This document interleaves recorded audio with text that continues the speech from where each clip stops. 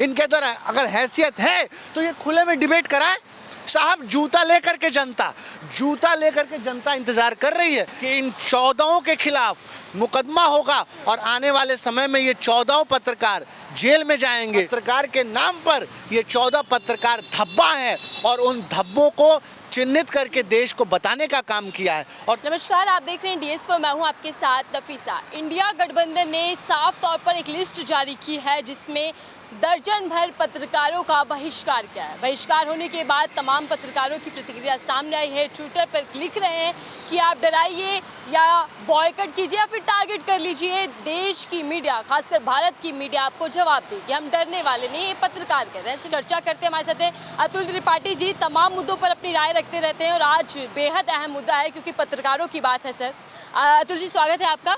सबसे पहले तो जिसको देश का चौथा स्तंभ कहा जाता है, देश की जनता की आवाज़ कहा जाता है, उसका रोल आप कैसे देख रहे हैं कि मीडिया क्या कर रहा है? देखिए, पहले तो आप जिन पत्रकारों को चिन्हित किया गया है, 14 पत्रकारों को, इनको आप पत्रकार मत कहिए। ये पत्रकारों की बेइज्जती है।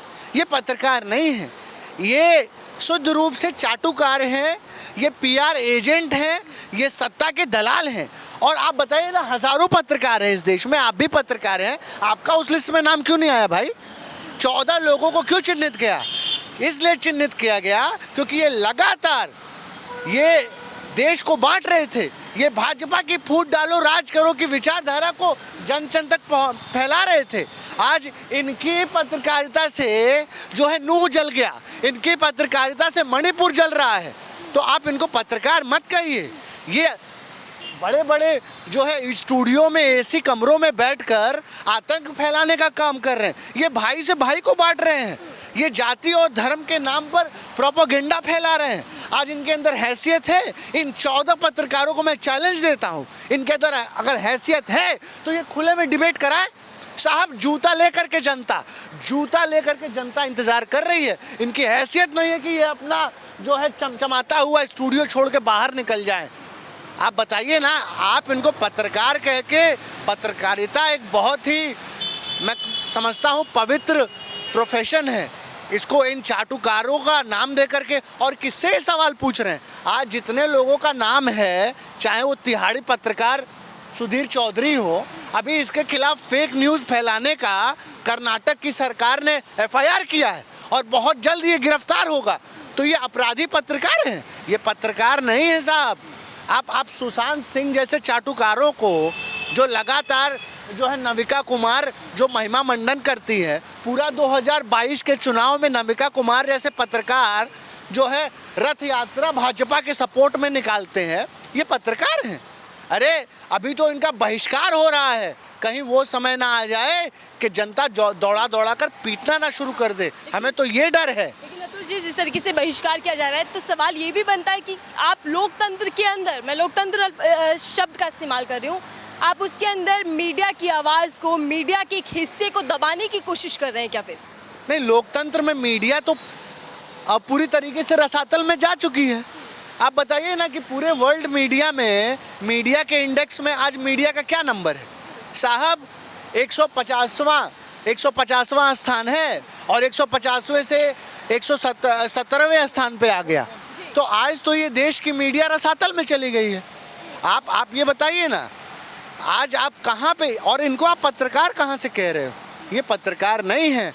भाजपा जब सुभाष गोदी, मीडिया के सबसे बड़े मालिक सुभाष चंद्रा का 5000 करोड़ रुपया माफ़ कर देती है, तो वो क्यों माफ़ करती है भाई? ये उनका कर्जा, क्योंकि सुभाष चंद्रा का 5000 करोड़ रुपया इसलिए माफ़ किया गया कि सुभाष चंद्रा प्रधानमंत्री का नूरानी चेहरा 2024 के चुनाव में इस देश के गली मोहल्ले तक पहुंचाएगा। इसलिए सुभाष चंद्रा का किसान तड़प तड़प के मर रहा है साहब, उसका तो 1 रुपया माफ़ नहीं करते हो। अडानी का आप लाखों करोड़ रुपया माफ़ करते हो, क्यों माफ़ करते हो? अडानी बहुत सुंदर दिखते हैं इसलिए, अडानी बहुत अच्छा बोलते हैं इसलिए नहीं साहब।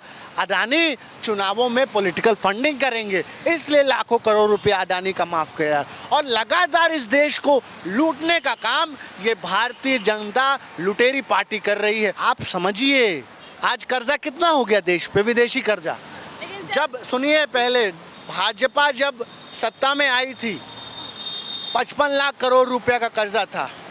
प्रधानमंत्री जी ने ऐसा विकास किया देश का कि 105 लाख करोड़ रुपया कर्जा लिया और आज देश का पूरा कर्जा 155 लाख करोड़ रुपया है। इसका मतलब ये है कि आज जो हिंदुस्तान में बच्चा पैदा हो रहा है उसके सर पर 1 लाख रुपए का कर्जा है। लगातार पैसा कमज़ोर हो रहा है, रुपया कमज़ोर हो रहा है डॉलर के मुकाबले, लगातार महंगाई बढ़ रही है, देश को लूटा जा रहा है, लेकिन इस देश का चौकीदार जो है वो चुप है। लेकिन सर ये अलोकतांत्रिक नहीं हो जाएगा कि आप चुनिंदा लोगों से बात करेंगे, कुछ लोगों का बहिष्कार कर देंगे तो लोकतंत्र कहाँ बचा? आप लोकतंत्र की दुहाई देते हैं अगर गठबंधन की मैं बात करूं।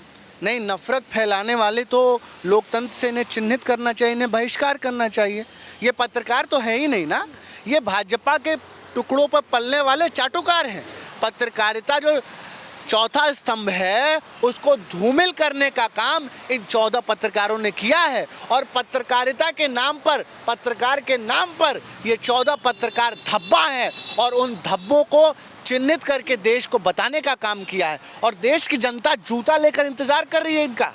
आज जिस तरीके से इन्होंने गुमराह मणिपुर में, इनमें से कितनों ने मणिपुर पर सवाल पूछा?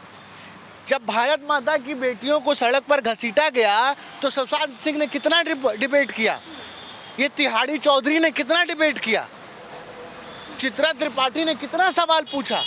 आप समझिए ये सत्ता के दलाल हैं और फिर से 24 का चुनाव आ गया है और आप जा कर के देखिए किस तरीके से देश को गुमराह किया जा रहा है।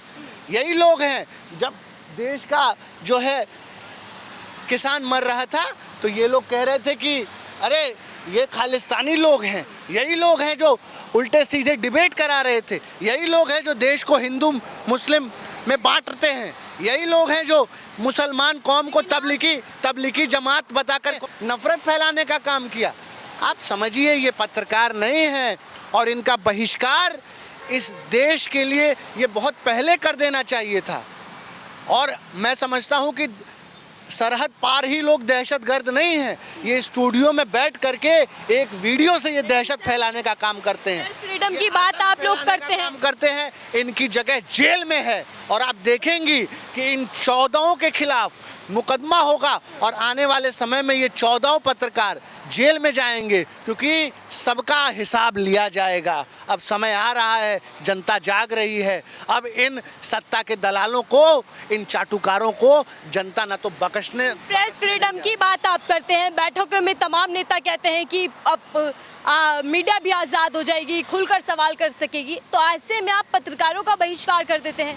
नहीं, क्यों? मीडिया तो आज़ाद है। आज आप सवाल नहीं पूछ रही हैं, हम तो कह रहे हैं ना कि इस देश में तो हज़ारों पत्रकार हैं, उन 14 में से क्यों उन 14 को ही चुना गया है? इसका मतलब है ना कि उन 14 को चिन्हित किया गया।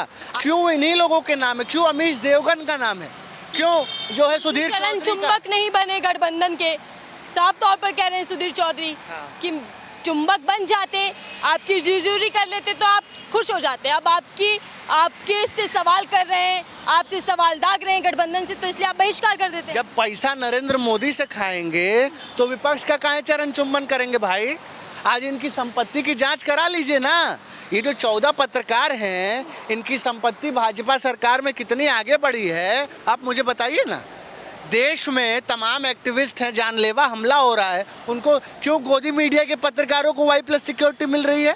क्योंकि इनको इनाम इसलिए मिल रहा है क्योंकि ये भाजपा की विचार, जो संकीर्ण मानसिकता है और जो संकीर्ण विचारधारा है, उसका महिमा मंडन कर रहे हैं, नरेंद्र मोदी का चरित्र चमका रहे हैं। और आप कह रही हैं कि भाई स्वतंत्रता है देश में, आप तमाम पत्रकार यूट्यूब पे आ गए, ये भी यूट्यूब पे आ जाएं, करें पत्रकारिता। एक आदमी इनको सब्सक्राइब नहीं करेगा साहब। ये प्रोपोगेंडिस्ट हैं, इनका पूरा जो स्क्रिप्ट है वो नागपुर से लिख के आता है और सवेरे 9:30 बजे व्हाट्सएप यूनिवर्सिटी के माध्यम से इन्हें सब्जेक्ट दे दिया जाता है।